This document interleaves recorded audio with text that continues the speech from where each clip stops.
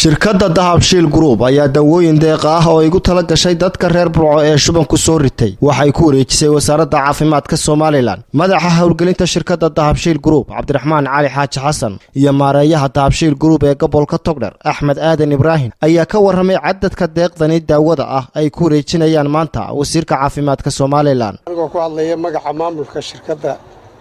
Dahabshiil Group ee gobolka Togdheer waxaa halkan nala jooga oo daweyn oo keenay maareeyaasha shirkadda Dahabshiil Group maareeya ka mid ah Cabdiraxmaan Cali Xaaji Xasan oo dawadaas oo dadka loogu talagalay xanuunkan ummadda afeeyay gobolka ku habsaday dawadan 3,000 oo xabo oo ringara oo aan ugu talagalay inaanu kaga qayb qaadano xanuunkan shubanbiyoodka ee afeeyay magaalada tan waxaan ku wareejinayaa wasiirka caafimaadka 3,000 mid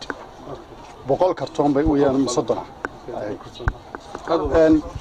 waxaan doonayaa inaan fursadan uga faa'iideysto inaan u mahadnaqo shaqaalaha caafimaad ka shaqeynaya madax iyo mijo runtii dadku inta ay nool yihiin ayay gurmad inooga baahan yihiin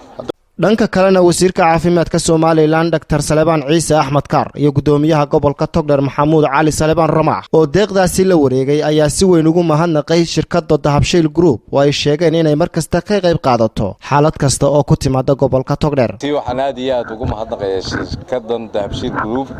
oo aanay ahayn markii ugu horeysay hawl kasta oo dalka ku timaada ama gobolka ku timaada waa shirkad u tirsan ummaddu ay ku xisaabtamayso waliba ka soo kordhiya baanu idinleena aad baan ugu mahadnaqaynaa alxamdulilaahi rabbil caalamiin hadday abaari tahay